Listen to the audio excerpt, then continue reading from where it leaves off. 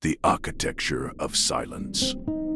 There is a moment, just one, when you realize everything you believed about your life was constructed by other people's lies. Mine happened on a Tuesday. I remember the exact quality of the light that afternoon. Cold, flat, the kind of light that strips everything bare. I had come home early from work because of a migraine that had been building behind my left eye since morning. My husband's car was in the driveway. That wasn't unusual. He sometimes worked from home. What was unusual was the second car parked just around the corner on the street. A car I recognized immediately. A dark green Civic with a cracked left taillight that had been cracked for 2 years. My sister's car. I sat in my own vehicle for exactly 4 minutes. I know, because I watched the clock on my dashboard. I wasn't afraid. I wasn't even angry yet. I felt something far stranger. A kind of cold, terrible clarity.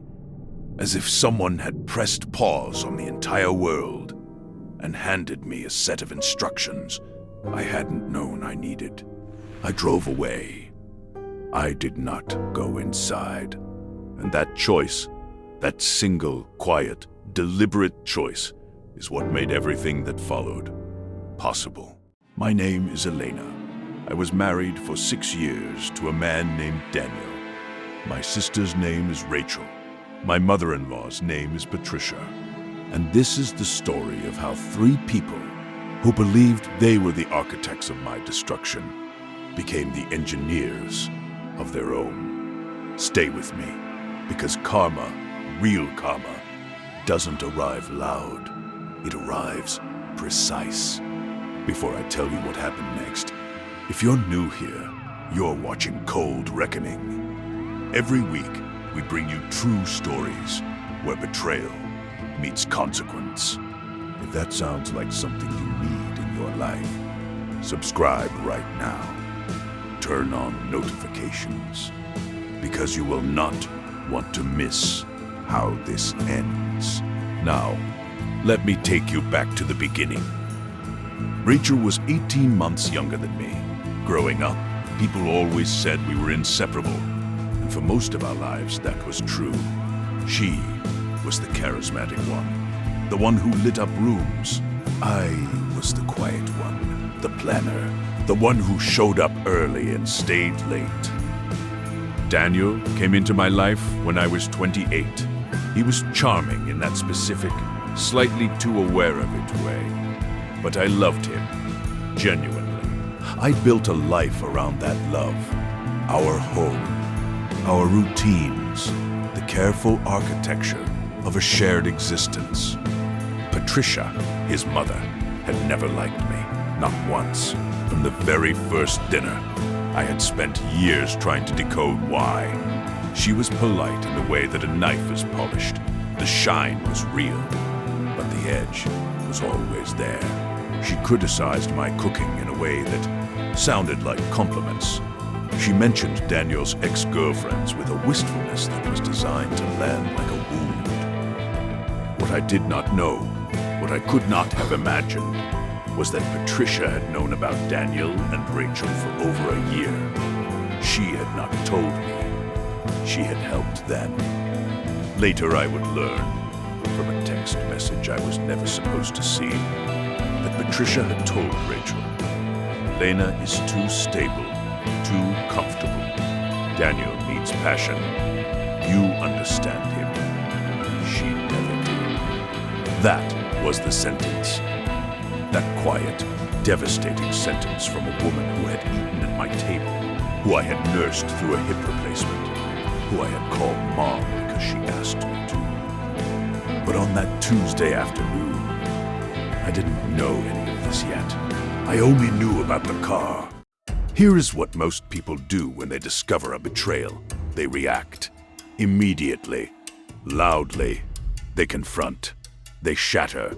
They give the other person the gift of knowing they've landed a wound. I did not do that. I went home that evening as if nothing had happened. Daniel was already there when I arrived. I I gave him exactly long enough to make it home before me. He made dinner. We ate. We watched television. I laughed at the right moments. And while he slept that night, I began to work. The first thing I did was open a new bank account, a personal one, in my name only, at a bank we had never used together. I had been contributing equally to our joint finances for 6 years. I began quietly redirecting a portion of my income each month. The second thing I did was call a lawyer, not to file anything, just to understand, to know exactly what I was entitled to, what documentation I would need, what my position was. Knowledge is not action, but it is everything. The third thing I did was the most difficult.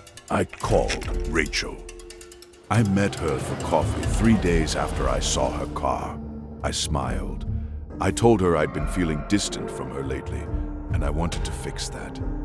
She looked at me with eyes that were working very hard to look innocent. I told her I missed her. I squeezed her hand across the table. She squeezed back. I ordered another coffee, and I listened to her talk about her life for 40 minutes, about how she felt aimless, about how she wished she had what I had. I said nothing about what I knew. I said nothing about what I was building.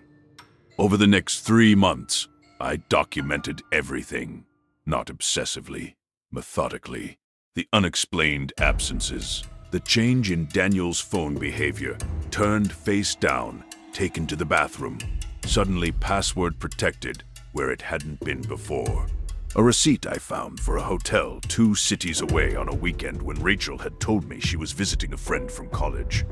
Photos from Rachel's Instagram that geolocated her in places that matched Daniel's business trips. I also, very quietly, began moving into my professional life with a new intensity. I had been offered a senior position at a competing firm 8 months earlier, and turned it down because Daniel had asked me to. He said the travel would be too much, it would strain us. I called them. The position was still available. I accepted it.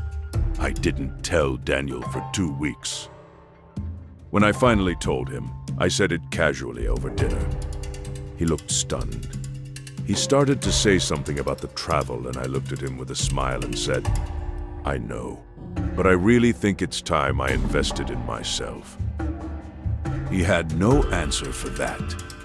The moment came on a Saturday in March. Daniel and I were supposed to have dinner with Patricia that evening. Rachel had also been invited, which I had come to understand was not a coincidence. I arrived at Patricia's house 20 minutes early, alone. Daniel thought I'd left after him. In reality, I had circled back. Patricia answered the door with surprise she couldn't quite hide. I walked in, sat down at her kitchen table, and I placed in front of her 3 things.